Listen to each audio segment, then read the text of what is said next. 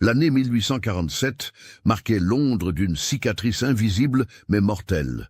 Le choléra, ce fléau qui avait déjà emporté des milliers d'âmes à travers l'Europe, s'étendait comme une ombre maléfique dans les ruelles étroites de Whitechapel et les quartiers bourgeois de Mayfair.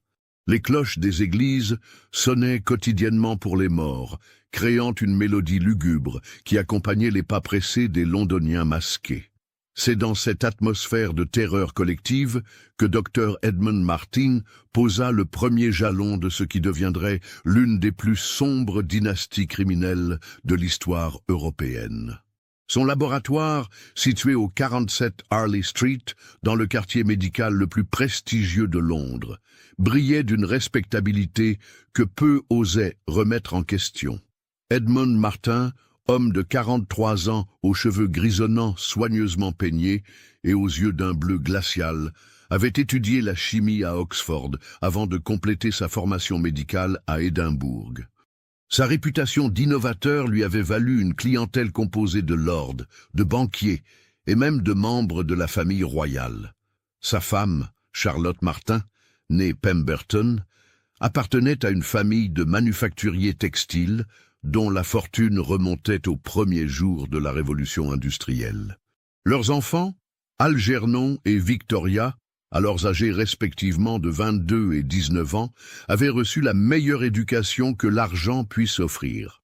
Algernon étudiait la médecine sous la tutelle de son père, tandis que Victoria, d'une beauté remarquable avec ses cheveux auburn et ses manières raffinées, était promise à un brillant mariage avec un héritier de la noblesse terrienne. Le matin du 15 octobre 1847, alors qu'un épais brouillard londonien enveloppait la ville d'un linceul grisâtre, Edmund convoqua sa famille dans son bureau privé. Les murs étaient tapissés de diplômes, de distinctions scientifiques et de portraits de médecins illustres. Une odeur de produits chimiques flottait dans l'air, mélange de formol, d'éther et de substances plus mystérieuses. « Mes chers enfants, ma tendre épouse », commença Edmund en ajustant ses lunettes cerclées d'or, « nous nous trouvons à l'aube d'une révolution médicale. Les souffrances du peuple nous appellent, et nous devons répondre. » Charlotte, élégamment vêtue d'une robe de soie bordeaux, leva les yeux de son ouvrage de broderie. « De quoi parles-tu, Edmund? Tes recherches avancent-elles? » « Plus que cela, ma chère, j'ai découvert la formule qui sauvera l'humanité. » Il se dirigea vers son coffre-fort personnel et en retira un flacon de verre ambré contenant un liquide d'un rouge sombre, presque noir. L'élixir Vitalis. 20 années de recherche ont abouti à cette merveille. Algernon, jeune homme aux traits fins hérité de sa mère, mais à la détermination paternelle, s'approcha avec curiosité. « Père, quels sont les composants actifs de cette formule ?» Edmund sourit, un sourire qui ne touchait pas ses yeux. « Mon fils, certains secrets doivent être protégés. Ce que je peux te dire, c'est que cette substance combine les propriétés antalgiques de l'opium avec des extraits végétaux que j'ai mis au point après des années d'expérimentation. Elle peut traiter la douleur, calmer l'anxiété et surtout, il marqua une pause dramatique, elle peut prévenir et guérir les épidémies qui ravagent notre époque. » Victoria, qui jusqu'alors avait gardé le silence, intervint avec une voix douce mais perçante. « Père, si cette découverte est si révolutionnaire, ne devriez-vous pas la partager avec vos confrères, avec la Royal Society ?» Le regard d'Edmund se durcit imperceptiblement. « Ma chère fille, la science officielle est lente, bureaucratique. Pendant qu'ils débattent et délibèrent, des milliers de gens meurent. Notre devoir moral est d'agir immédiatement. » Il se dirigea vers la grande fenêtre donnant sur Harley Street, observant les passants emmitouflés qui se hâtaient sous la pluie fine. « Regardez-les, ces gens vivent dans la terreur constante de la maladie et de la mort. Nous avons le pouvoir de leur offrir l'espoir, la guérison, la paix. N'est-ce pas là notre vocation la plus noble ?» Charlotte posa sa broderie et rejoignit son époux près de la fenêtre. « Edmund, quel est ton plan exactement ? Nous allons créer un réseau de distribution à travers tout l'Empire britannique, puis l'Europe continentale. J'ai déjà contacté des apothicaires de confiance à Manchester, Birmingham, Liverpool. Algernon supervisera l'expansion vers l'Écosse et l'Irlande. Victoria, avec ses connexions sociales, nous ouvrira les portes de la haute société française et allemande. Algernon fronça les sourcils. « Père, ne devrions-nous pas d'abord effectuer des tests plus approfondis? Obtenir l'approbation du College of Physicians ?»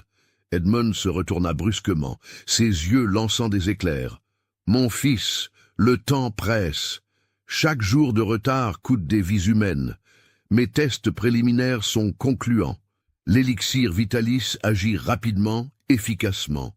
Les patients ressentent un soulagement immédiat de leurs maux. Ce qu'Edmund ne précisait pas, c'est que ces tests préliminaires avaient été menés sur les patients les plus désespérés de l'hôpital des pauvres de Bethléem, sans leur consentement éclairé. Il avait observé, fasciné, comment la substance procurait effectivement un soulagement initial spectaculaire, suivi d'une dépendance croissante qui poussait les patients à redemander toujours plus de traitement. « Mais père, » insista Victoria, « quels sont les effets secondaires? Toute substance active en possède. » Edmund s'approcha de sa fille, posant ses mains sur ses épaules avec une tendresse apparente qui masquait mal son irritation. « Ma chère enfant, la médecine implique toujours des risques. Un médecin doit savoir prendre des décisions difficiles pour le bien supérieur. Quelques désagréments mineurs sont un prix dérisoire à payer pour sauver des vies. » Le silence qui suivit était lourd de tension. Charlotte brisa finalement l'atmosphère en demandant « Edmund, combien comptes-tu demander pour ce traitement ?» Le sourire d'Edmund redevint chaleureux. « Ah, Charlotte, toujours pratique. J'ai calculé que nous pouvons fixer le prix à 15 shillings le flacon pour les particuliers, 5 shillings pour les institutions charitables. Cela nous permettra de couvrir les coûts de production tout en dégageant une marge confortable pour financer nos recherches futures. En réalité, le coût de production de l'élixir Vitalis ne dépassait pas 2 pence par flacon. La marge bénéficiaire était astronomique, mais Edmund avait soigneusement présenté les chiffres sous un jour philanthropique. Au cours des semaines suivantes, la machine Martin se mit en marche avec une efficacité redoutable. Algernon fit la tournée des apothicaires du nord de l'Angleterre, présentant l'élixir Vitalis comme une révolution médicale, cautionnée par la prestigieuse réputation de son père. Victoria organisa des salons dans les beaux quartiers de Londres, où elle vantait discrètement les mérites du remède miracle auprès de la haute société. Charlotte, quant à elle, supervisa la mise en place d'un laboratoire clandestin dans les caves de leur propriété familiale de Richmond. Là, dans un dédale de pièces souterraines humides et mal éclairées, une équipe d'ouvriers chimistes produisait l'élixir Vitalis en grande quantité. Les conditions de travail étaient déplorables, mais Edmund payait suffisamment bien pour acheter le silence. Le premier grand succès public de l'élixir Vitalis eut lieu en novembre 1847, lors d'une épidémie de typhus qui frappa le quartier ouvrier de Bermondsey. Edmund se présenta personnellement aux autorités locales, offrant gracieusement des centaines de flacons de son élixir pour traiter les malades. L'effet fut spectaculaire. Les patients traités montraient effectivement une amélioration rapide de leurs symptômes. La fièvre baissait, les douleurs s'atténuaient, l'angoisse disparaissait. Ce qu'on ne remarqua pas immédiatement, c'est que ces améliorations étaient temporaires et que les patients développaient rapidement le besoin de doses croissantes.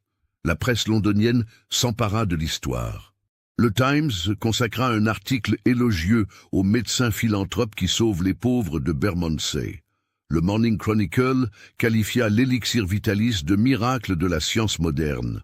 Edmund Martin devint du jour au lendemain une célébrité médicale. Ce succès médiatique ouvrit toutes les portes. Les commandes affluèrent de toute l'Angleterre, puis d'Écosse et d'Irlande. Les apothicaires se disputaient le privilège de distribuer l'élixir Vitalis.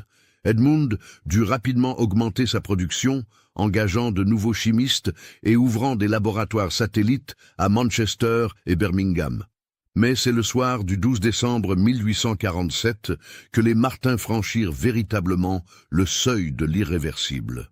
Réunis dans le salon de leur demeure de Belgravia, Ils célébraient les premiers profits substantiels de leur entreprise quand Edmund fit une annonce qui glacera le sang de quiconque connaîtrait un jour la vérité sur leurs activités.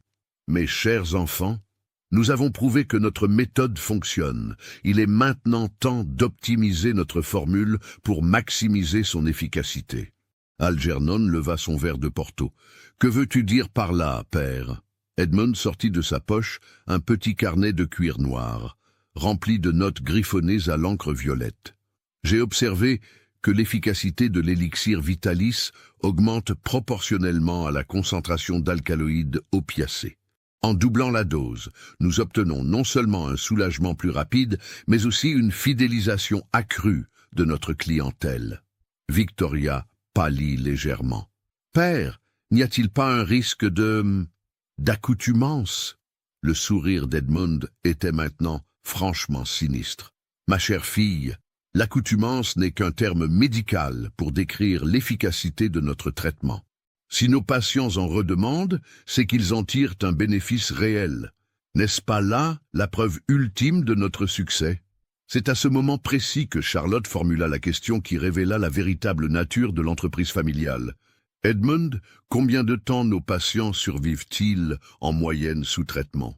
Edmund consulta son carnet avec la froideur d'un comptable examinant ses livres. « Avec la formule actuelle, environ 18 mois à 2 ans. Mais pendant cette période, ils ne souffrent plus. Nous leur offrons une mort paisible plutôt qu'une agonie prolongée. N'est-ce pas là un acte de compassion ?» Le silence qui accueillit cette révélation était assourdissant. Les Martin venaient de franchir collectivement la ligne entre la médecine et le meurtre de masse, et ils le savaient parfaitement.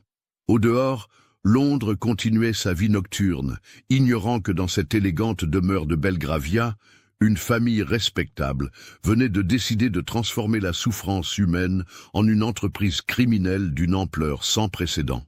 D'où me suivez-vous? Laissez un commentaire. L'hiver de 1848 fut particulièrement rigoureux à travers l'Europe. Les bouleversements politiques qui secouaient le continent, les révolutions de février en France, les soulèvements en Allemagne et en Autriche, créaient un climat d'incertitude et de peur propice aux affaires des Martin. Dans le chaos, les gens cherchaient désespérément des remèdes à leurs maux, qu'ils soient physiques ou spirituels. Edmund Martin avait parfaitement anticipé cette situation. Dès janvier 1848, il avait envoyé Algernon en mission diplomatique à Paris pour établir des contacts avec les pharmaciens français. La capitale était alors en pleine effervescence révolutionnaire, mais c'est précisément dans cette confusion qu'Algernon put tisser son réseau sans attirer l'attention des autorités. « Mon fils, » avait dit Edmund lors du départ d'Algernon, « souviens-toi que la révolution est notre allié. Dans le chaos, les gens ne posent pas de questions, ils cherchent seulement des solutions. Notre élixir Vitalis est cette solution. » Algernon, désormais pleinement initié aux véritables intentions de son père, avait acquis une assurance inquiétante. Grand, élégant, parlant parfaitement le français grâce à son éducation aristocratique, il se présenta aux apothicaires parisiens comme le représentant d'une révolution médicale venue d'Angleterre. Sa première étape fut l'officine de M. Auguste Bernardin, située rue Saint-Honoré près du Louvre. Bernardin, homme de 60 ans aux favoris blancs et aux manières obséquieuses, dirigeait l'une des pharmacies les plus respectées de Paris. Il fournissait la noblesse survivante et la bourgeoisie montante en remèdes de toutes sortes. « Monsieur Bernardin, » commença Algernon dans un français impeccable, teinté d'un léger accent anglais qui lui conférait un charme exotique, « je vous apporte l'avenir de la médecine européenne. » Bernardin examina le jeune homme avec curiosité. Dans son salon privé, au-dessus de sa boutique, les deux hommes dégustaient un excellent cognac, tandis que la rumeur de la Révolution montait de la rue. « Monsieur Martin, votre réputation vous précède. On dit que votre père a accompli des miracles à Londres. Mais comprenez ma prudence. En ces temps troublés, les autorités sont particulièrement vigilantes concernant les substances inhabituelles. » Algernon sourit avec la confiance héritée de son père. « Monsieur Bernardin, l'élixir Vitalis n'est pas une substance inhabituelle. C'est un composé pharmaceutique parfaitement légal. développé selon les méthodes scientifiques les plus rigoureuses. Tenez, permettez-moi de vous montrer quelques témoignages de nos patients londoniens. Il sortit de sa serviette de cuir une liasse de lettres soigneusement rédigées.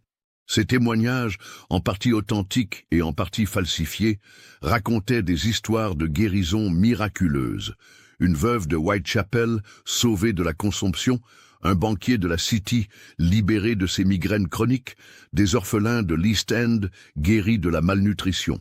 Ce qu'Algernon ne précisait pas, c'est que la plupart de ces témoins étaient maintenant morts ou irrémédiablement dépendants de l'élixir Vitalis. Les lettres avaient été soigneusement datées pour ne mentionner que la phase initiale du traitement, celle où les effets bénéfiques masquaient encore les ravages à venir. Bernardin lut attentivement, ses sourcils se fronçant de concentration. Ces résultats sont remarquables, je l'admets. Mais quel est le principe actif de votre élixir? Monsieur Bernardin, répondit Algernon, en prenant une expression de confidence conspirateur, vous comprendrez que certains secrets commerciaux doivent être protégés. Ce que je peux vous révéler, c'est que la formule combine des extraits d'opium purifiés selon une méthode révolutionnaire avec des alcaloïdes végétaux découverts lors d'expéditions en Orient. Le tout dans des proportions précises qui éliminent les effets indésirables traditionnels de l'opium. C'était un mensonge habilement construit. En réalité, l'élixir Vitalis contenait de l'opium brut en concentration massive, mélangé à de l'alcool, du miel pour masquer le goût amer, et quelques herbes aromatiques pour donner une impression de complexité. Loin d'éliminer les effets indésirables de l'opium, la formule les amplifiait délibérément. Bernardin, intrigué par les perspectives commerciales, accepta de commander 50 flacons pour un essai. Si les résultats sont à la hauteur de vos promesses, Monsieur Martin, nous pourrons envisager un partenariat plus substantiel. Au cours des semaines suivantes, Algernon répéta la même présentation chez une douzaine d'apothicaires parisiens. Sa stratégie était raffinée. Il ne cherchait pas à convaincre les sceptiques, mais identifiait les pharmaciens les plus cupides ou les plus naïfs. Ceux qui posaient trop de questions techniques étaient poliment éconduits. Pendant ce temps, à Londres, Edmund supervisait l'augmentation de la production. Il avait recruté de nouveaux chimistes, principalement d'anciens étudiants en médecine, chassés de l'université pour divers scandales. Ces hommes, désespérés et endettés, ne posaient pas de questions morales sur leur travail.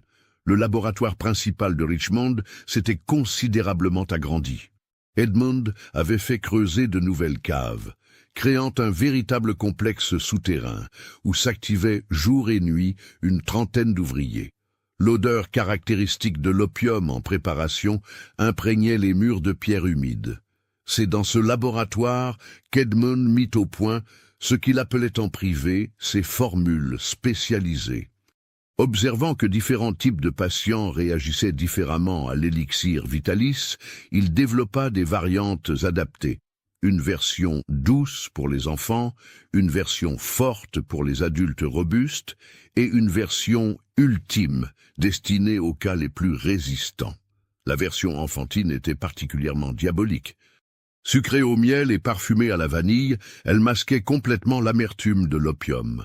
Edmund avait observé que les enfants développaient une dépendance encore plus rapide que les adultes et que leurs parents désespérés étaient prêts à payer n'importe quel prix pour soulager les souffrances de leur progéniture. Victoria, de son côté, avait entrepris la conquête des salons aristocratiques européens. Prétextant une cure dans les stations thermales à la mode, elle voyagea de Baden-Baden à Marienbad, de Vichy à Carlsbad, nouant des contacts avec la haute société internationale. Sa beauté et son éducation raffinée lui ouvraient toutes les portes. Dans les salons dorés des palaces, entre 2 valses de Strauss et 3 verres de champagne, elle glissait subtilement des références à l'élixir Vitalis de son père. Elle ne vendait jamais directement, mais créait une demande, en racontant des histoires de guérison miraculeuse, en évoquant la reconnaissance de personnalités célèbres, en laissant entendre que l'élixir était devenu indispensable dans les cercles londoniens les plus en vue. « Ma chère comtesse », disait-elle à une douairière autrichienne lors d'un bal à Vienne, vous ne sauriez imaginer la transformation de Lady Pemberton depuis qu'elle prend l'élixir vitalis de mon père. Cette femme de 70 ans a retrouvé l'énergie de sa jeunesse. La comtesse, elle-même septuagénaire et rongée par l'arthrite, buvait littéralement les paroles de Victoria. En quelques semaines, les commandes affluaient de toute l'aristocratie austro-hongroise. Mais c'est à Berlin qu'eut lieu l'événement qui allait propulser l'Empire Martin vers des sommets inimaginables. Victoria avait été présentée au docteur Wilhelm Grüneberg, médecin personnel du roi de Prusse, Frédéric Guillaume IV.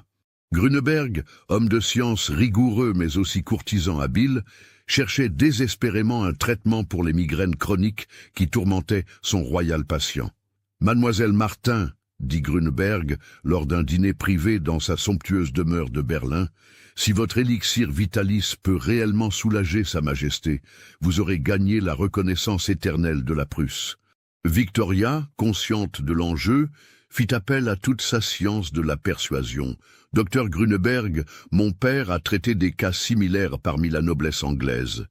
Les résultats ont été si remarquables que Sa Majesté la reine Victoria elle-même s'est enquise de notre traitement. » C'était un mensonge éhonté, mais prononcé avec une telle conviction que Grüneberg y crut. En réalité, la famille royale britannique n'avait jamais entendu parler de l'élixir vitalis. Et pour cause, Edmund prenait soin de maintenir ses activités loin des cercles officiels où ses méthodes auraient pu être scrutées de trop près. Le traitement du roi de Prusse fut un succès apparent. Frédéric Guillaume IV, souffrant effectivement de migraines sévères, probablement liées à la maladie mentale qui l'affecterait plus tard, ressentit un soulagement immédiat. L'opium contenu dans l'élixir vitalis agissait comme un puissant antalgique, masquant temporairement tous ses maux. La reconnaissance royale prussienne fut pour les Martins un sésame inestimable. En quelques mois, ils reçurent des commandes de toutes les cours européennes, l'empereur d'Autriche, le roi de Bavière, les grands ducs allemands, la noblesse russe. Chaque guérison apparente entraînait de nouvelles recommandations, créant un effet boule de neige. C'est à cette époque qu'Edmund prit une décision qui révélait la profondeur de sa corruption morale. Conscient que ses patients les plus prestigieux finiraient par développer une dépendance visible, il décida de créer ce qu'il appelait un cycle de renouvellement. Plutôt que d'attendre que ses victimes meurent d'overdose ou de complications liées à leur dépendance, il développa une stratégie pour les éliminer de manière apparemment naturelle avant que leur état ne puisse être attribué à l'élixir vitalis. Pour cela, il créa une version terminale de son élixir, surdosée en opium et additionnée de substances toxiques dérivées de l'arsenic et du plomb. Cette version mortelle était présentée comme un traitement de consolidation, destiné aux patients qui montraient les meilleurs résultats avec l'élixir standard. Edmund expliquait à ses clients prestigieux que ce traitement spécial garantirait la pérennité de leur guérison. Le premier à recevoir ce traitement de la mort fut le comte Heinrich von Stolberg, un noble prussien de 55 ans qui avait été traité avec succès pour des douleurs lombaires chroniques. Après 6 mois d'élixir vitalis standard, Stolberg montrait les premiers signes de dépendance. Tremblements, sueur, agitation quand il ne prenait pas sa dose quotidienne. Edmund lui rendit personnellement visite dans son château de Westphalie, lui apportant la version terminale dans un flacon spécialement gravé aux armes des Stolberg. « Mon cher comte, » dit Edmund avec son sourire le plus rassurant, « vos progrès ont été si remarquables que je souhaite vous faire bénéficier de notre traitement de consolidation le plus avancé. Cette formule, que nous réservons à nos patients les plus éminents, garantira que votre guérison soit définitive. » Le comte, flatté d'être choisi pour un traitement d'exception, accepta avec reconnaissance. Il mourut paisiblement dans son sommeil 3 semaines plus tard. L'autopsie, pratiquée par un médecin local peu expérimenté, conclut à une mort naturelle liée à l'âge et à une constitution affaiblie. Cette méthode fut répétée avec une régularité macabre. Edmund tenait un registre secret de ses victimes, notant méticuleusement les doses administrées, les délais d'action, les symptômes observés. Pour lui, Ces morts n'étaient pas des crimes, mais des données expérimentales qui l'aidaient à perfectionner sa méthode. Si cette histoire macabre vous a donné des frissons, partagez-la avec un ami qui aime les contes d'horreur. Au printemps 1849, l'Empire Martin s'étendait sur toute l'Europe occidentale. Plus de 500 apothicaires distribuaient l'élixir Vitalis dans 15 pays. La production atteignait des milliers de flacons par semaine. Les bénéfices, réinvestis dans l'expansion et soigneusement blanchis à travers un réseau de sociétés écrans, se chiffraient en dizaines de milliers de livres sterling. Mais c'est précisément au moment où leur succès semblait absolu que les Martin commirent l'erreur qui allait semer les graines de leur perte. Grisés par leurs profits et convaincus de leur impunité, ils décidèrent de franchir un nouveau seuil dans l'horreur. Edmund convoqua sa famille pour une réunion extraordinaire dans son bureau de Harley Street. Cette fois, l'atmosphère était différente. Les murs étaient maintenant décorés de cartes de l'Europe marquées d'épingles rouges, indiquant les points de vente de l'élixir Vitalis. Un coffre-fort plus grand avait remplacé l'ancien, débordant de billets de banque et de bijoux offerts par des patients reconnaissants qui ignoraient qu'ils payaient pour leur propre destruction. « Mes chers enfants », commença Edmund, en contemplant ces cartes comme un général planifiant une campagne, « nous avons prouvé que notre méthode était applicable à l'échelle européenne. Il est temps maintenant de passer à la phase suivante de notre entreprise. » Algernon, qui rentrait d'une tournée fructueuse en Italie du Nord, leva les yeux de son cognac. « De quoi s'agit-il, père ?» Le sourire d'Edmund était maintenant franchement terrifiant. « Mon fils, nous allons créer nos propres épidémies. » Le silence qui accueillit cette déclaration était glacial. Même Charlotte, pourtant habituée aux projets de plus en plus sombres de son époux, pâlit visiblement. « Que veux-tu dire exactement ?» demanda Victoria d'une voix blanche. Edmund se dirigea vers son nouveau coffre-fort et en sortit une série de flacons contenant des liquides de couleurs diverses. « J'ai développé des variants de notre élixir capables de provoquer des symptômes spécifiques, fièvre, toux, éruption cutanée, troubles digestifs. En contaminant discrètement les sources d'eau ou les aliments dans certaines zones ciblées, nous pouvons créer des foyers épidémiques artificiels. » Algernon comprit immédiatement les implications. « Et ensuite, nous arrivons comme des sauveurs avec l'élixir Vitali. » « Exactement, mon fils. La demande sera si forte que nous pourrons multiplier nos prix par 10.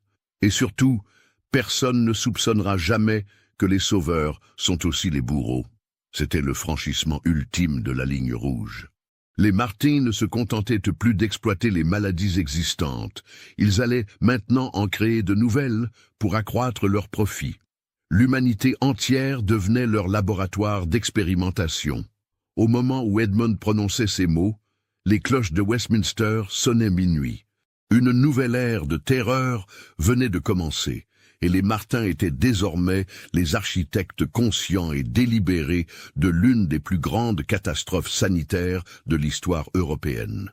Dans les rues de Londres, les premiers flocons de neige de l'hiver 1849 commençaient à tomber, recouvrant la ville d'un manteau blanc qui contrastait étrangement avec la noirceur des projets qui se tramaient dans l'élégante demeure de Harley Street. L'été de 1851 marqua un tournant décisif dans l'histoire secrète de l'Europe. Alors que Londres accueillait la grande exposition universelle dans le majestueux Crystal Palace, attirant des millions de visiteurs venus admirer les merveilles de l'industrie moderne, un drame d'une ampleur inimaginable se jouait dans l'ombre de cette célébration du progrès. Dr. James Whitmore, médecin en chef de l'hôpital Saint-Barthélemy et membre respecté du Royal College of Physicians, avait commencé à remarquer des patterns troublants dans les décès de patients fortunés à travers Londres. Homme de 58 ans, aux cheveux blancs et aux manières distinguées, Whitmore était reconnu pour sa rigueur scientifique et son intégrité morale irréprochable. Tout avait commencé par une coïncidence. En juin 1851, 3 de ses patients privés, tous des membres de l'aristocratie londonienne, étaient décédés dans un intervalle de 2 semaines. Chacun avait été traité par des médecins différents, pour des affections différentes, mais tous avaient un point commun. Il prenait régulièrement de l'élixir Vitalis du docteur Edmund Martin. « Cela ne peut être une coïncidence », murmura Whitmore en examinant les dossiers médicaux dans son bureau austère de Harley Street, à quelques numéros seulement du cabinet d'Edmund Martin. La lumière dorée du soleil couchant filtrait à travers les rideaux de velours, projetant des ombres inquiétantes sur les documents éparpillés sur son bureau d'acajou. Lord Pembridge, 54 ans, mort d'arrêt cardiaque. Le vicomte Ashworth, 47 ans, emporté par une pneumonie foudroyante. Lady Rosemary Thornton, 62 ans, décédée dans son sommeil d'une cause indéterminée. Tous avaient consulté Whitmore pour des maux bénins, migraines, arthrite, insomnie, et tous avaient mentionné prendre l'élixir Vitalis sur recommandation de leurs cercles sociaux. Whitmore avait tenté d'obtenir des échantillons de l'élixir pour analyse, mais ses demandes polies auprès d'Edmund Martin s'étaient heurtées à des refus courtois mais fermes. « Secret commercial, cher confrère », avait répondu Edmund lors d'une rencontre fortuite au club des médecins. « Vous comprendrez que 20 années de recherche ne peuvent être divulguées à la légère. » Mais Whitmore était un homme tenace. Discrètement, il entreprit sa propre enquête.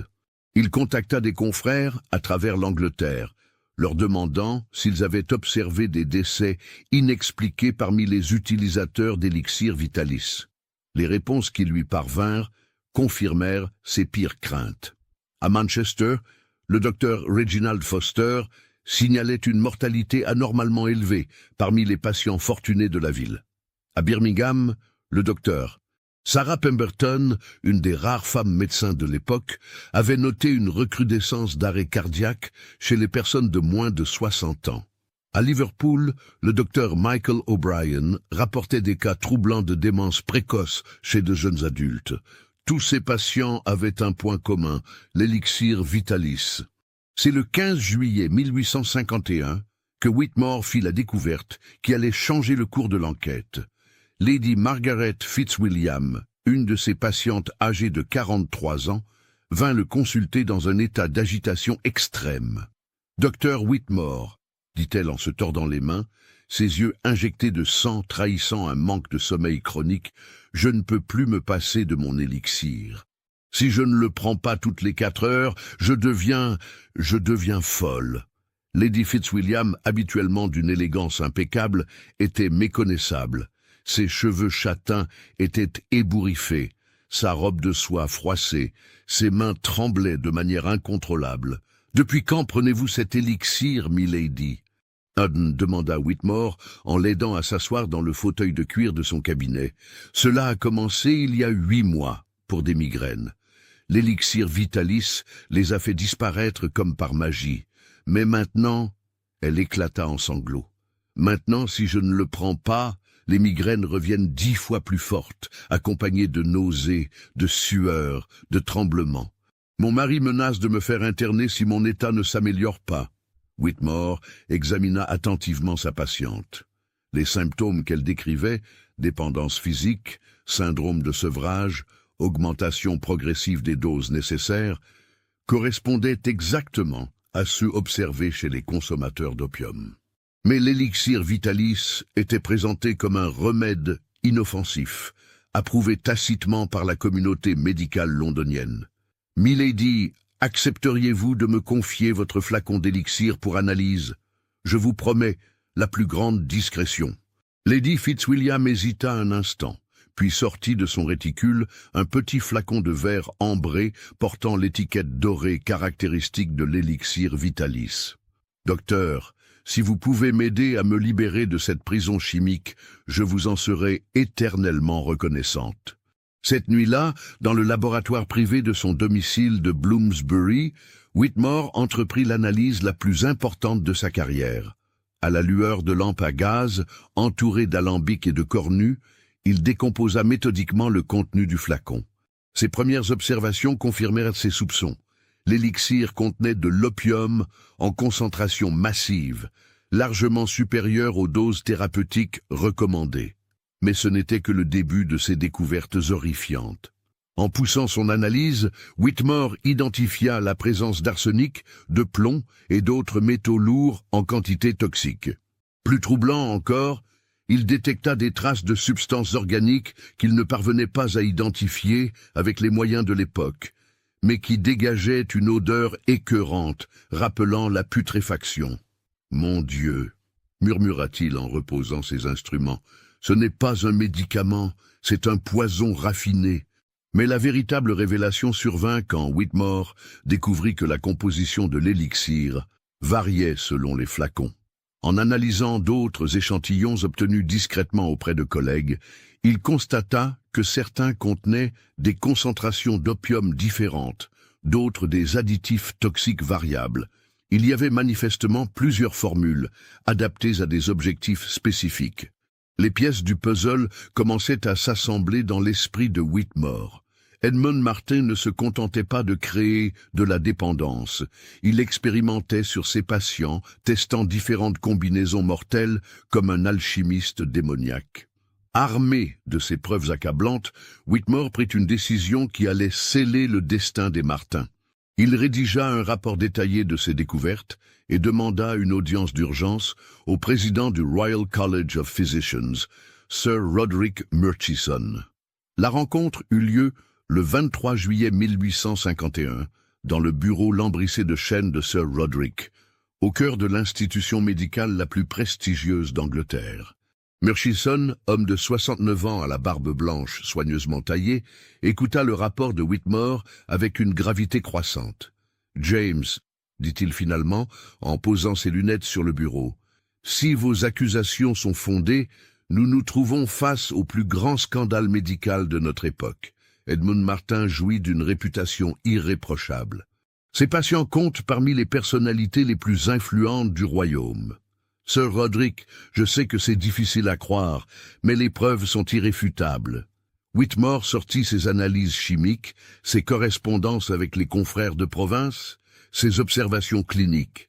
Martin empoisonne systématiquement ses patients. Et le pire, c'est qu'il le fait en toute connaissance de cause. Murchison examina attentivement les documents, son visage se durcissant au fur et à mesure de sa lecture.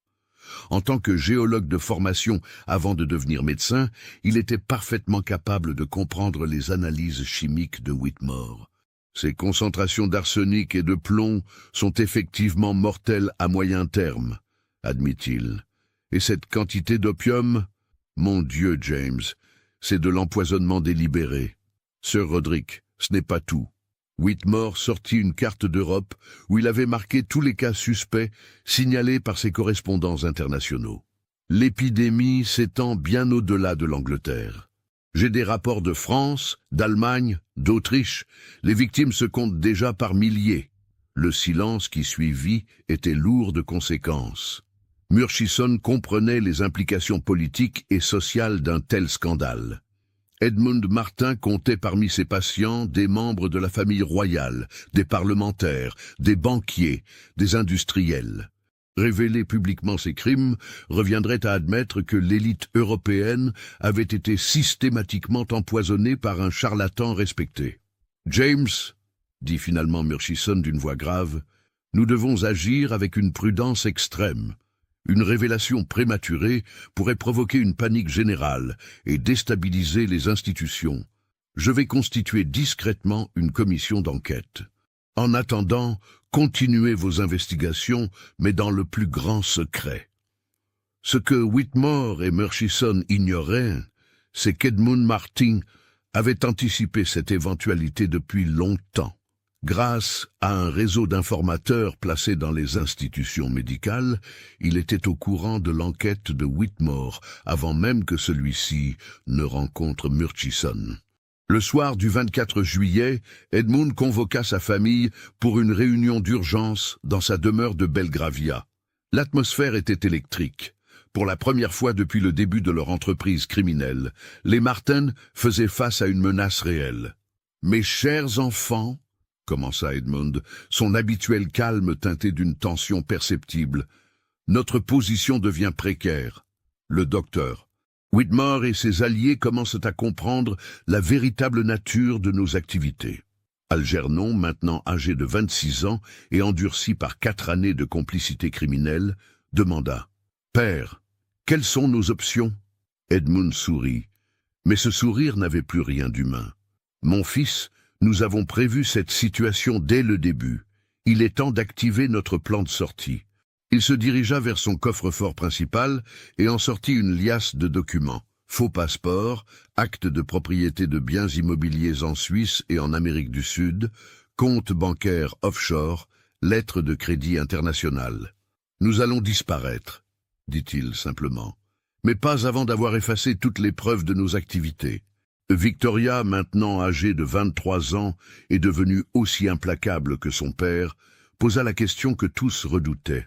Et nos patients actuels? Le regard d'Edmund se durcit. Ma chère fille, ils représentent un risque que nous ne pouvons nous permettre. Le silence qui accueillit cette déclaration était assourdissant. Charlotte, qui jusqu'alors avait fermé les yeux sur les aspects les plus sombres de l'entreprise familiale, comprit soudain l'ampleur de ce que son mari suggérait. « Edmund, dit-elle d'une voix blanche, tu ne peux pas envisager de... » « Ma chère épouse, l'interrompit Edmund avec une froideur glaciale, nous avons déjà franchi toutes les lignes morales imaginables. Quelques centaines de morts supplémentaires ne changeront rien au bilan final. En revanche, elles garantiront notre sécurité. » C'est à ce moment précis que la véritable nature des Martin fut révélée dans toute sa monstruosité. Ils n'étaient pas simplement des criminels cupides ou des médecins corrompus. Ils étaient des psychopathes calculateurs, capables d'envisager froidement l'extermination de milliers de personnes pour protéger leurs intérêts. Edmund sortit de son coffre une série de flacons contenant un liquide d'un noir profond. « J'ai développé une formule finale de l'élixir Vitalis. Une seule dose suffit à provoquer la mort en quelques heures, avec des symptômes qui imitent parfaitement une crise cardiaque ou un accident vasculaire cérébral. » Algernon examina les flacons avec une fascination morbide. Combien de personnes sont concernées?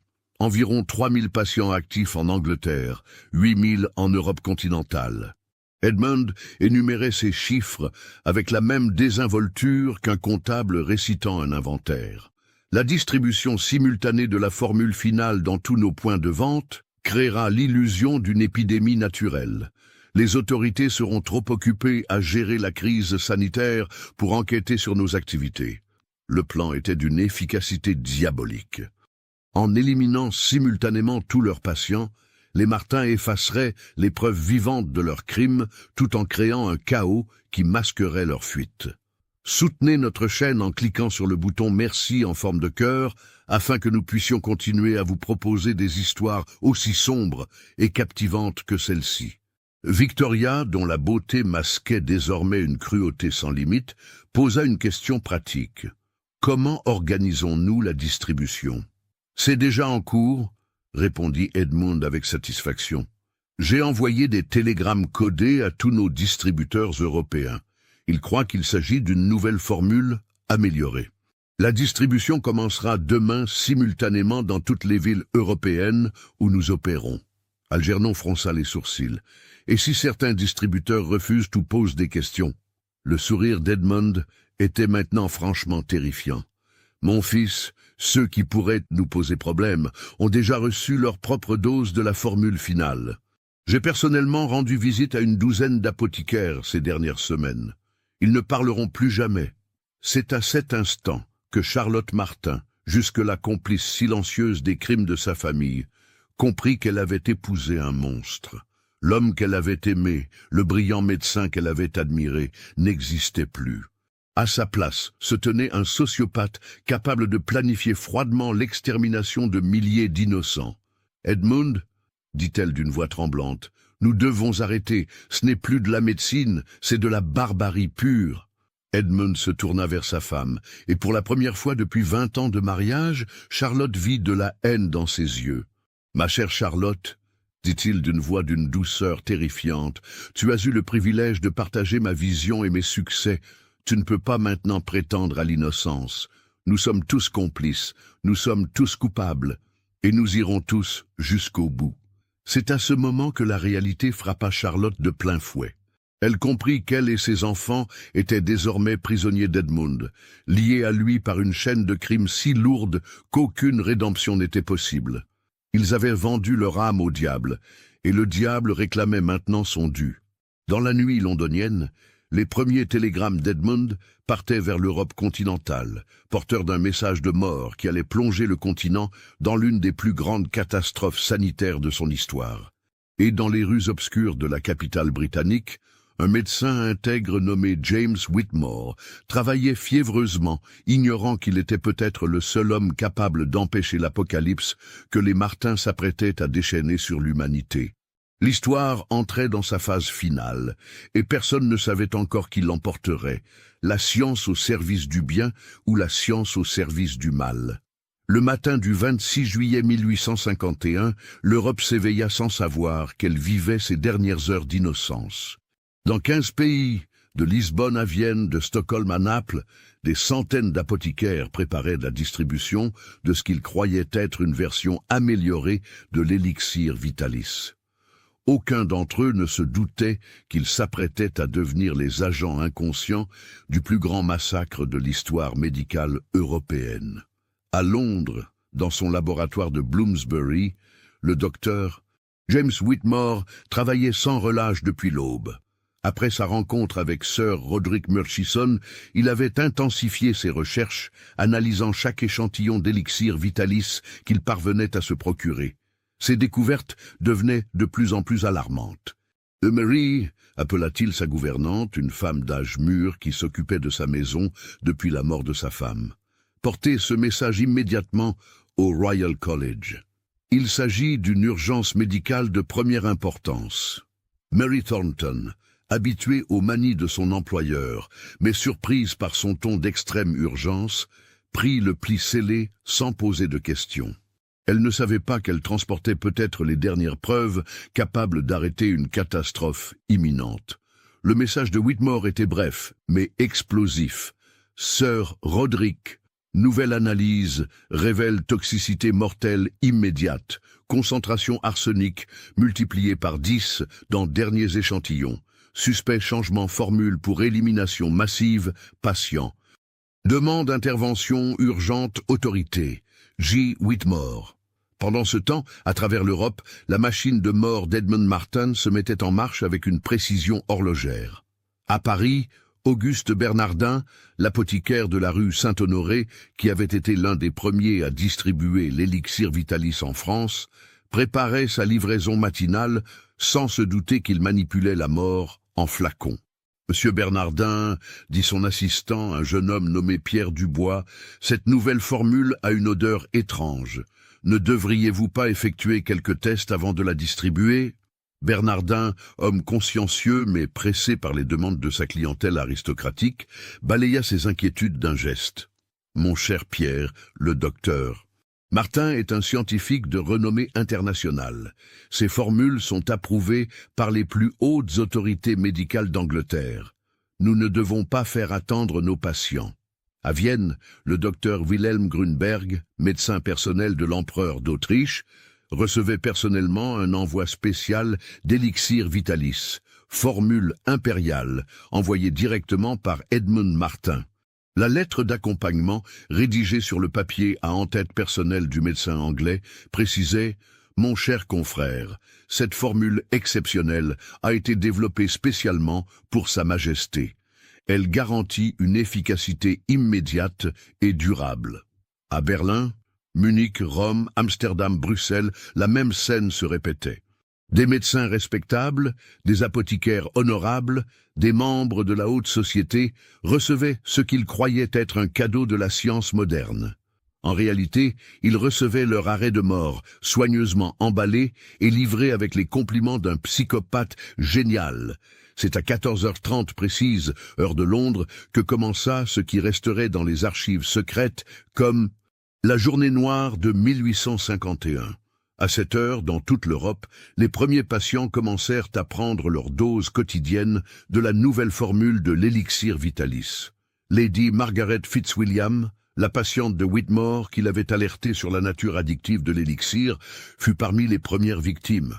Dans son élégant salon de Mayfair, Entourée de ses domestiques inquiets, elle avala sa dose habituelle en espérant calmer les symptômes de manque qui la torturaient depuis le matin.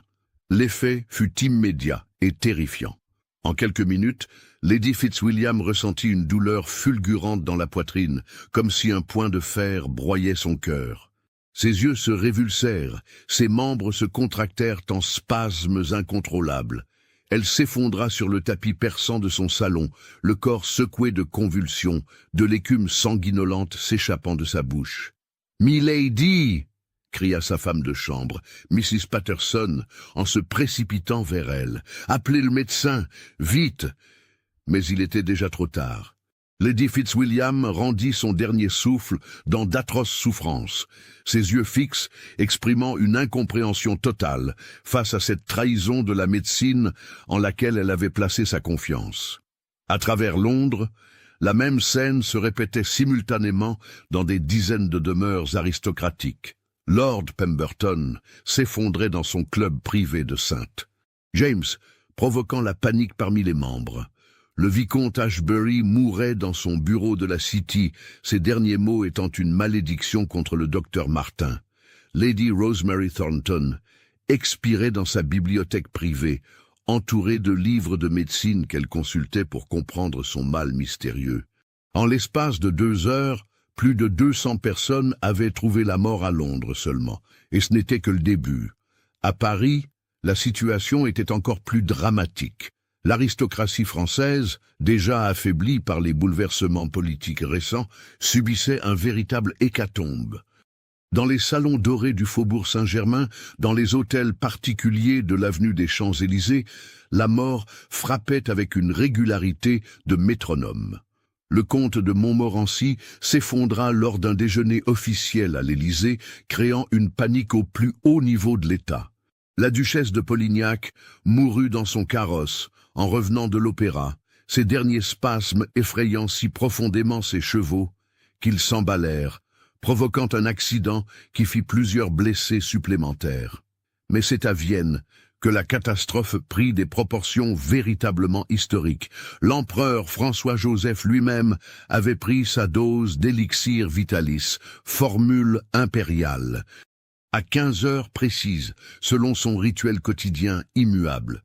En quelques minutes, le maître de l'Empire austro-hongrois était pris de convulsions si violentes que ses gardes crurent à un attentat. « Appelez tous les médecins de la ville !» hurla l'impératrice Élisabeth en voyant son époux se tordre de douleur sur le sol de marbre de ses appartements privés. « Que l'on fouille le palais !»« Trouvez l'assassin !» Le docteur Grunberg, qui avait lui-même administré l'élixir à l'empereur, comprit immédiatement qu'il avait été l'instrument involontaire d'une tentative d'assassinat. Terrifié par les implications de la situation, il tenta désespérément de sauver son patient impérial en lui administrant tous les antidotes connus. Par un miracle que personne ne s'expliqua jamais complètement, François-Joseph survécut. Sa constitution exceptionnellement robuste et l'intervention rapide de Grunberg lui permirent de résister au poison qui avait été fatal à tant d'autres. Mais il garda des séquelles neurologiques qui l'affectèrent pour le reste de sa vie, développant notamment des troubles de l'élocution et une fragilité cardiaque chronique. La survie de l'empereur fut cependant l'exception qui confirma la règle.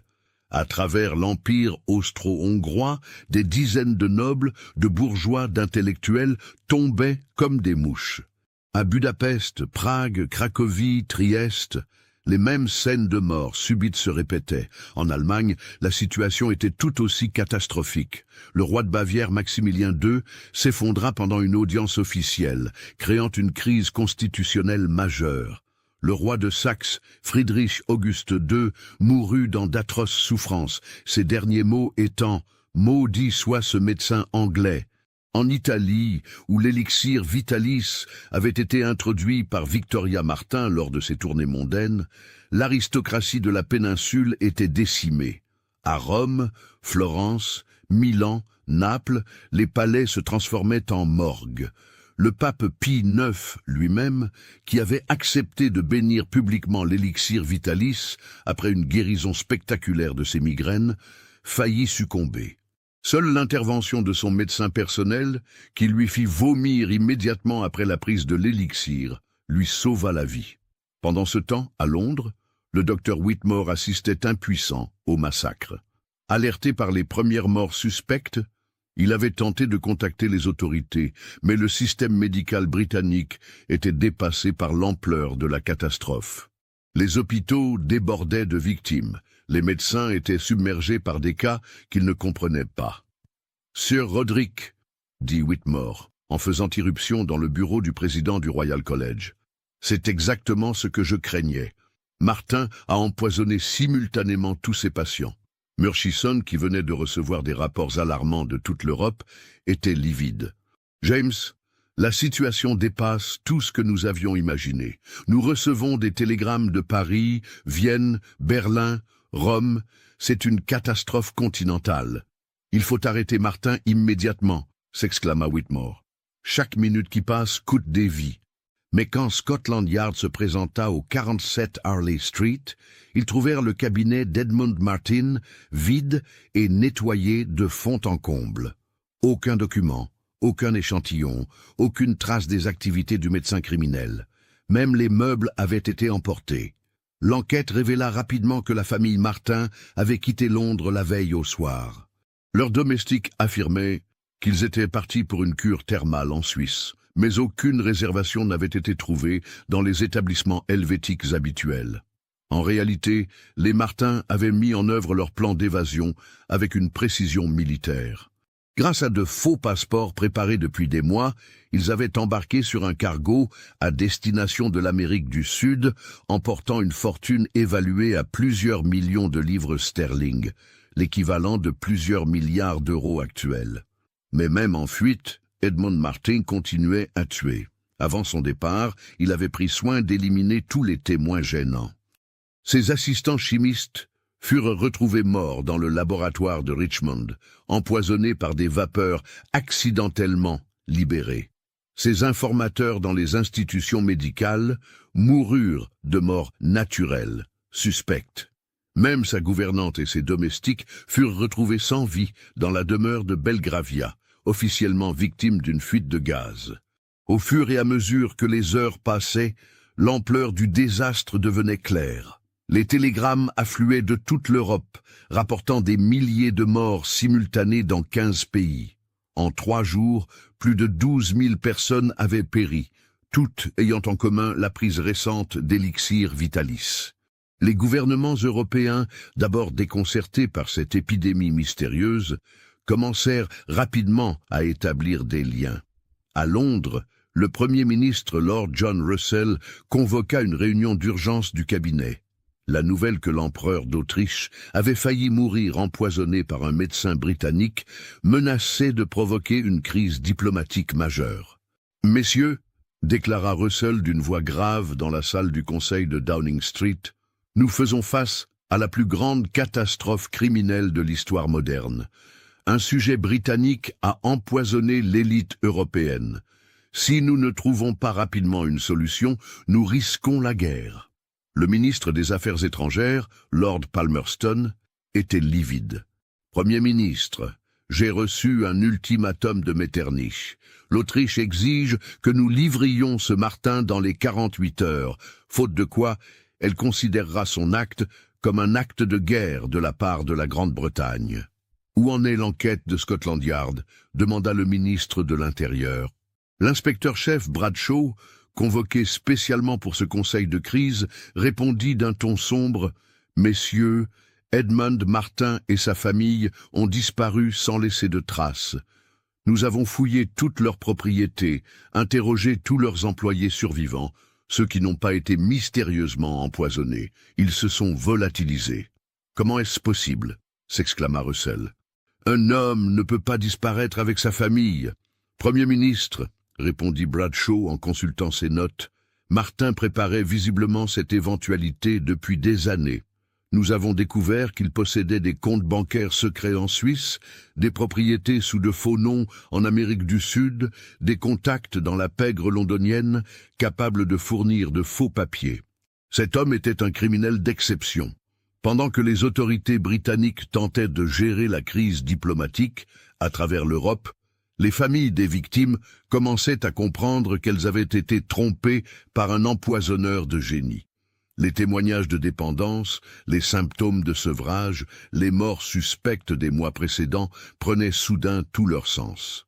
À Paris, Pierre Dubois, l'assistant de l'apothicaire Bernardin, fut l'un des premiers à établir publiquement le lien entre l'élixir Vitalis et les morts massives. Bernardin lui-même était mort en testant sa propre marchandise, et Pierre, horrifié par ce qu'il avait involontairement contribué à distribuer, se présenta spontanément aux autorités. « Monsieur le commissaire, dit-il au commissaire Fouché dans les bureaux de la préfecture de police de Paris, j'ai aidé à distribuer la mort. Ce Martin, c'était un démon. Il nous a tous trompés. » Pierre sortit de sa poche un flacon de la formule finale qu'il avait conservé. « Regardez cette substance, elle est noire comme l'âme de son créateur. Monsieur Bernardin est mort en quelques minutes après l'avoir goûté, et nous en avons vendu des centaines de flacons. » Le commissaire Fouché, homme expérimenté mais dépassé par l'ampleur du crime, fit analyser immédiatement l'échantillon par les chimistes de la préfecture. Leurs conclusions furent sans appel. Le liquide contenait assez de poison pour tuer un éléphant. « Mon Dieu !» murmura Fouché en lisant le rapport d'analyse. « Cet homme a transformé la médecine en arme de destruction massive. » Pendant ce temps, quelque part sur l'Atlantique Sud, la famille Martin voguait vers l'Argentine à bord du cargo Southern Star, sous de fausses identités. Edmund avait versé une fortune au capitaine pour garantir un voyage discret et sans question. Dans sa cabine de première classe, Edmund contemplait les vagues en savourant un excellent whisky écossais. Sa femme Charlotte, brisée par l'horreur de ce qu'ils avaient fait, restait prostrée sur sa couchette, refusant de lui adresser la parole. Leurs enfants, Algernon et Victoria, partageaient la satisfaction de leur père. « Mon père !» dit Victoria en rejoignant Edmund sur le pont. « Croyez-vous qu'ils nous retrouveront ?» Edmund sourit avec une confiance inébranlable. « Ma chère fille, nous avons prévu cette situation dans les moindres détails. Dans 15 jours, nous serons des citoyens argentins fortunés, propriétaires d'un ranch dans la Pampa. L'identité des Martins aura disparu à jamais. Et nos victimes ? Demanda Algernon avec une curiosité clinique. Quel sera le bilan final ? Edmund consulta un petit carnet où il tenait ses comptes macabres. Si mes calculs sont exacts, nous devrions atteindre environ 15 000 morts d'ici la fin de la semaine. Un chiffre remarquable pour une opération de cette envergure. Il parlait de ces milliers de vies humaines comme un général évaluant les pertes de l'ennemi. Pour Edmund Martin, ces victimes n'avaient jamais été des êtres humains, mais simplement des cobayes dans sa gigantesque expérience de chimie mortelle. Charlotte, qui entendait cette conversation depuis sa couchette, éclata finalement en sanglots. « Edmund, comment peux-tu parler si froidement de ces pauvres gens ? Nous avons détruit des familles entières. » Edmund se tourna vers sa femme avec un regard où ne subsistait plus aucune trace d'humanité. « Ma chère Charlotte, ces gens sont morts pour la science. Grâce à eux, j'ai pu perfectionner les techniques d'empoisonnement les plus sophistiquées jamais développées. Leur sacrifice n'aura pas été vain. » C'est à ce moment que Charlotte comprit qu'elle avait vécu 25 ans aux côtés d'un psychopathe absolu, un homme capable de transformer la souffrance humaine en satisfaction intellectuelle. Elle avait épousé un monstre, et ce monstre avait fait de leurs enfants ses complices. En Europe, pendant ce temps, les conséquences de l'apocalypse Martin se faisaient sentir à tous les niveaux de la société. La disparition simultanée de milliers de membres de l'élite européenne créait un vide de pouvoir sans précédent.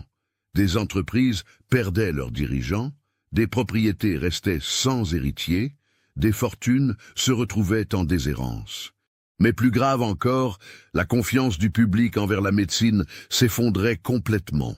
Partout en Europe, les gens refusaient de consulter des médecins, de prendre des médicaments, de faire confiance aux autorités sanitaires.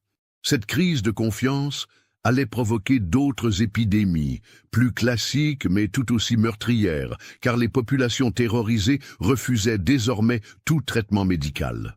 Le docteur James Whitmore, rongé par la culpabilité de n'avoir pas pu empêcher le massacre, consacra le reste de sa vie à documenter les crimes des Martins.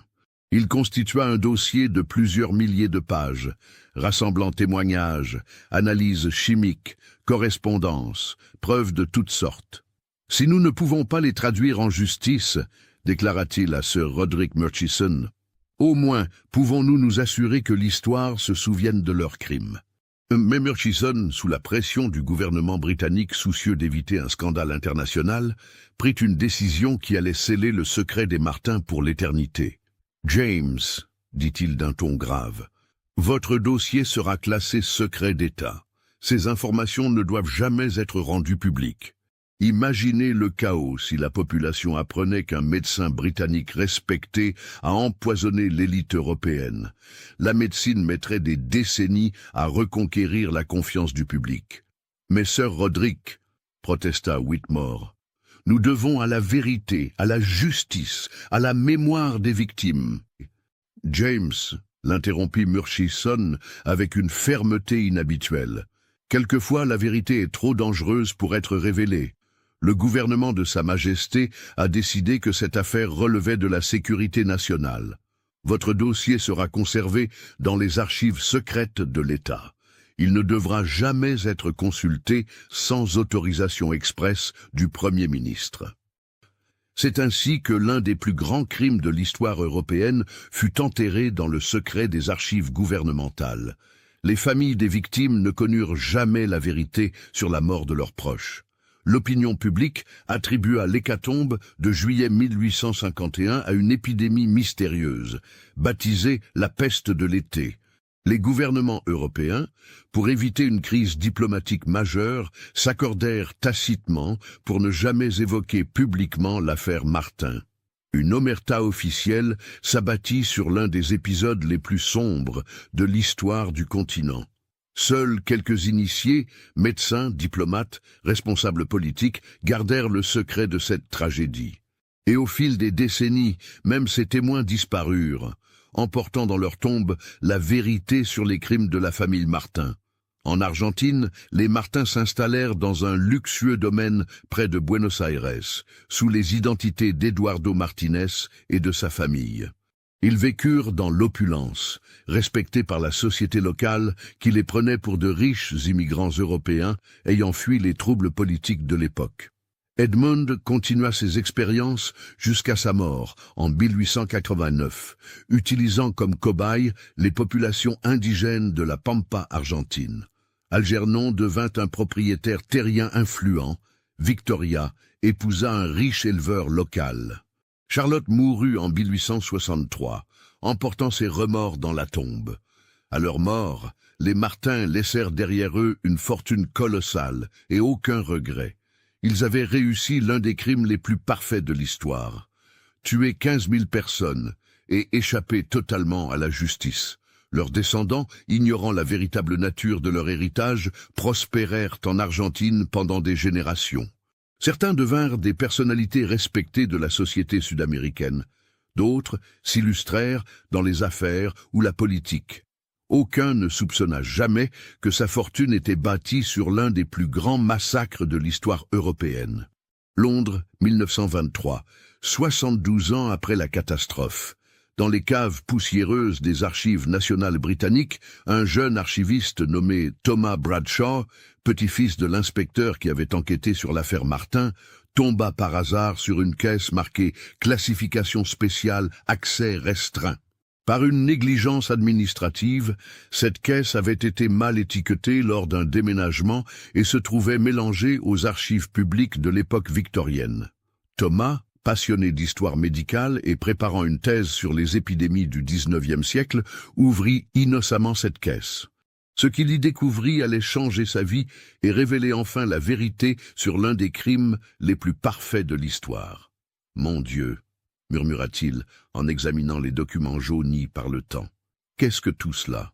La caisse contenait l'intégralité du dossier constitué par le docteur James Whitmore. Analyse chimique, témoignages de survivants, correspondances interceptées, cartes de l'Europe marquant les lieux des massacres et surtout le journal personnel d'Edmund Martin, retrouvé dans sa demeure de Belgravia et miraculeusement préservé. Ce journal était un document d'une froideur terrifiante. Page après page, Edmund y détaillait ses expériences avec la même précision clinique qu'un scientifique étudiant des phénomènes naturels. Il décrivait ses victimes non comme des êtres humains, mais comme des sujets d'expérimentation, numérotés et classés selon leur réaction aux différentes formules de poison. Sujet 1247, femme, 43 ans, constitution robuste, formule C administrée à 14h30. Premier symptôme à 14h45, décès à 15h23, durée d'agonie 38 minutes, réaction conforme aux prévisions. Notez, augmenter la concentration d'arsenic pour réduire la durée des souffrances. Thomas lisait ces lignes avec une horreur croissante.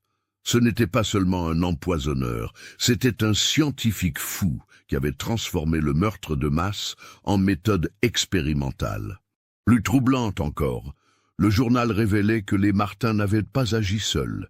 Ils disposaient d'un réseau de complices à travers l'Europe, médecins corrompus, apothicaires véreux, chimistes sans scrupules, même des membres de l'aristocratie qui profitaient financièrement de l'entreprise criminelle.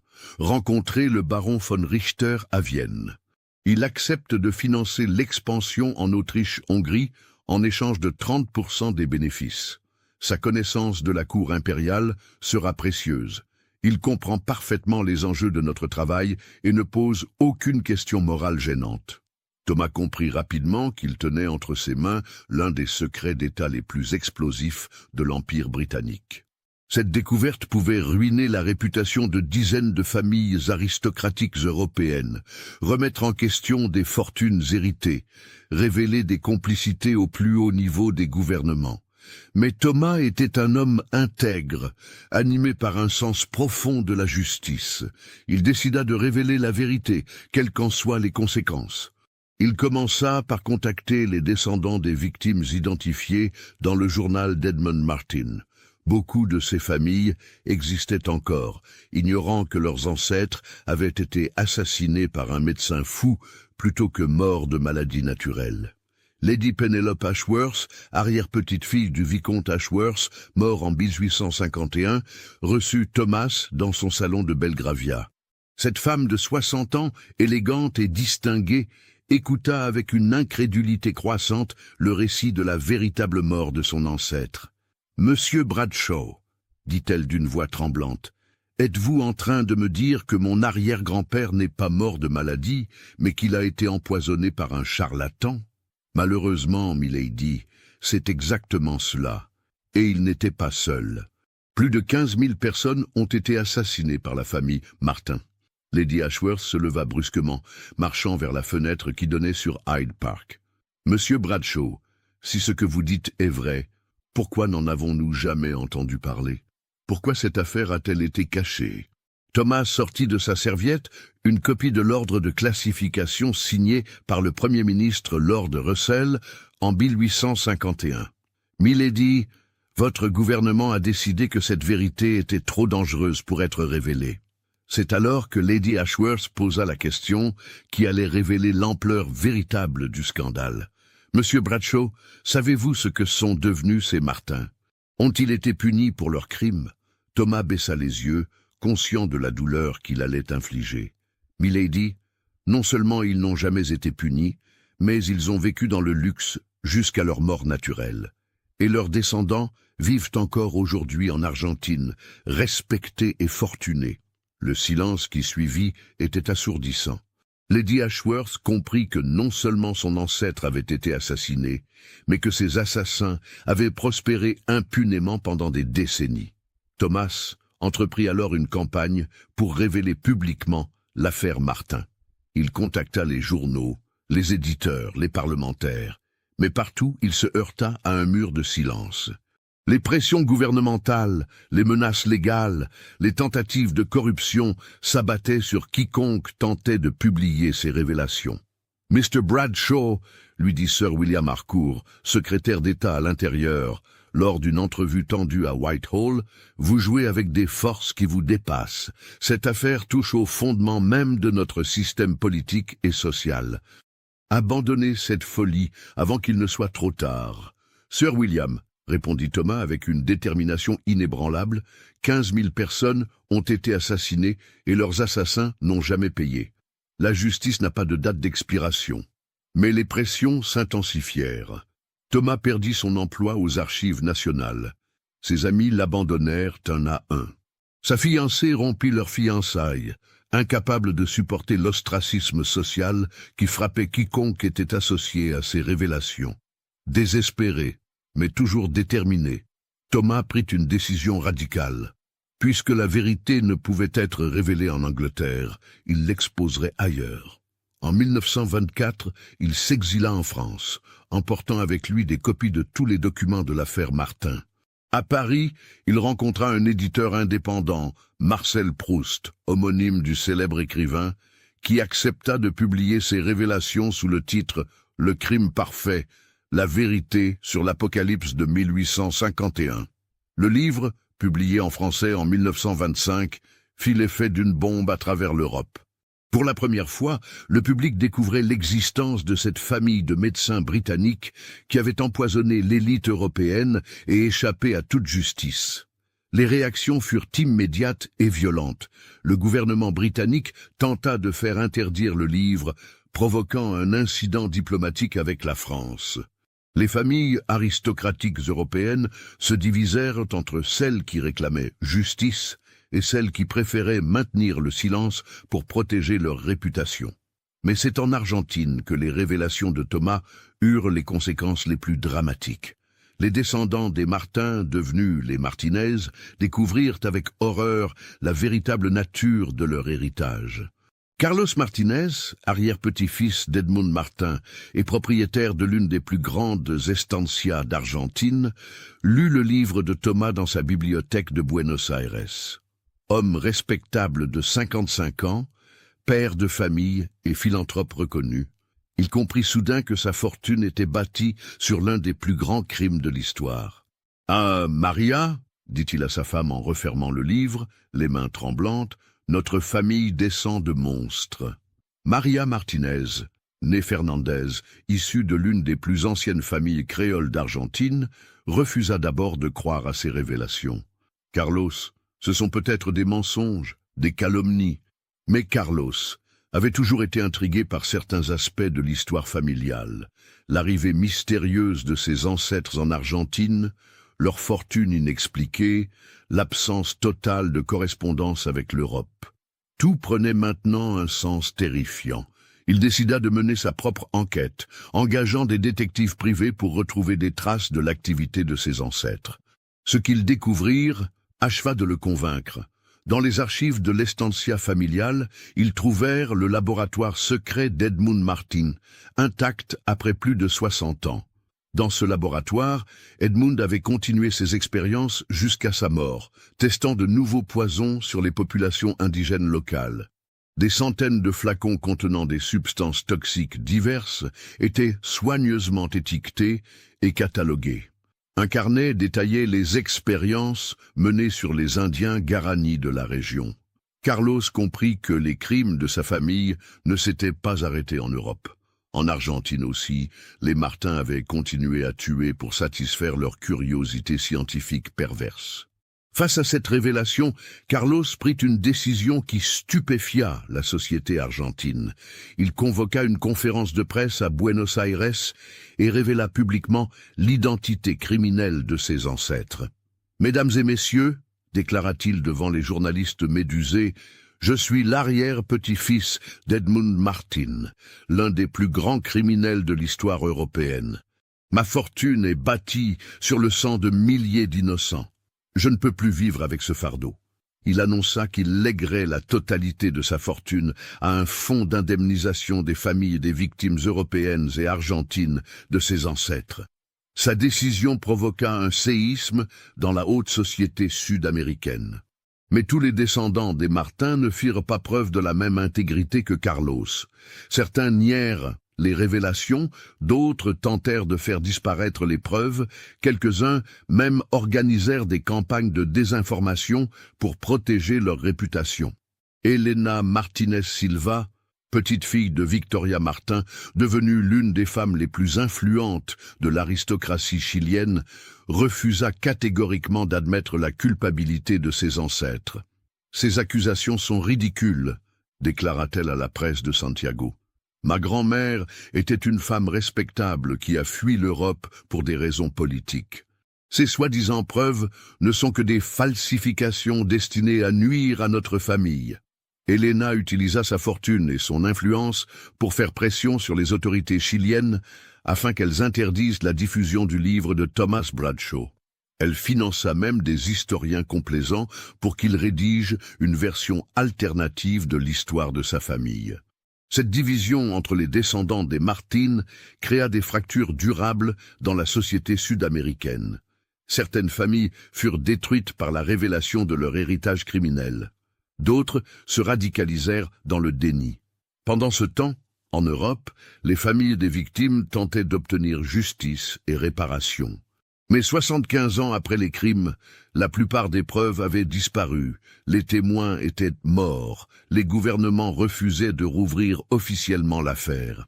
Lady Penelope Ashworth créa une association des descendants des victimes, réclamant la reconnaissance officielle des crimes et l'ouverture des archives secrètes. Mais elle se heurta à la résistance tenace des autorités britanniques. « Mrs. Ashworth, lui dit le nouveau secrétaire d'État à l'intérieur, nous comprenons votre douleur, mais cette affaire appartient au passé. Rouvrir ces blessures ne servirait qu'à déstabiliser les relations internationales. Monsieur le ministre, répondit Lady Ashworth avec une dignité inflexible, tant que justice ne sera pas rendue, cette affaire n'appartiendra jamais au passé. Thomas Bradshaw, exilé en France mais devenu une figure internationale de la lutte pour la vérité historique, continua ses recherches. Il découvrit que l'affaire Martin n'était que la partie visible d'un système plus vaste de corruption médicale au XIXe siècle. Dans ses derniers écrits, publiés peu avant sa mort en 1947, il révéla l'existence d'un réseau international de médecins criminels protégés par les gouvernements et les élites économiques. Les Martin n'avaient été que les plus efficaces d'une génération d'empoisonneurs en blouse blanche. Qu'avez-vous pensé de l'histoire ? Laissez votre commentaire ci-dessous et partagez vos réflexions sur ce cas terrifiant. Envie d'autres histoires d'horreur, mêlant histoire et mystère ? Abonnez-vous, activez la cloche de notification et partagez avec ceux qui aiment le côté obscur de l'humanité.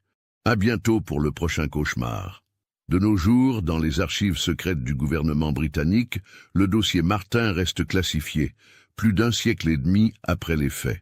Officiellement, l'affaire n'a jamais existé. Les 15 000 victimes de 1851 sont toujours considérées comme mortes de cause naturelle. En Argentine, au Chili et au Brésil, certaines des plus grandes fortunes du continent descendent encore des Martins. Leurs noms ont changé. Leurs visages ont évolué, mais leur argent sanglant continue de prospérer dans l'impunité la plus totale.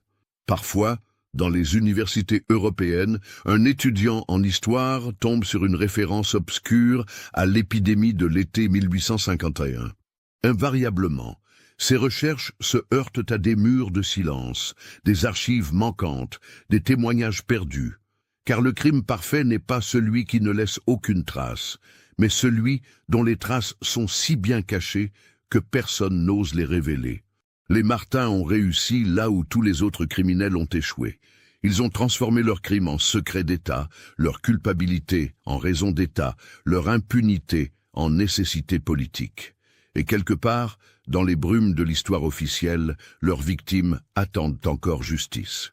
Dans les salons feutrés de Méfert, dans les châteaux de la Loire, dans les palais de Vienne, l'écho de leurs derniers cris résonne encore pour qui sait l'entendre. Car certains crimes sont si grands qu'ils transcendent l'histoire. Ils deviennent légendes, mythes, cauchemars éternels. L'histoire de la famille Martin n'est pas seulement celle d'un crime. C'est celle de la preuve que le mal absolu peut non seulement exister, mais prospérer, se perpétuer et finalement triompher de la justice humaine. Dans les brumes de Londres victorienne, certains démons portaient des noms respectables. Et ces démons n'ont jamais été exorcisés. Dans les brumes de l'histoire, certains monstres ne meurent jamais. Ils changent simplement de nom et attendent leur heure. Cette histoire, bien que fictive, s'inspire de faits réels concernant les scandales pharmaceutiques du XIXe siècle et les réseaux de corruption médicale de l'époque victorienne. Certains éléments ont été adaptés pour les besoins de la narration, mais l'essence du mal décrit trouve malheureusement ses racines dans la réalité historique.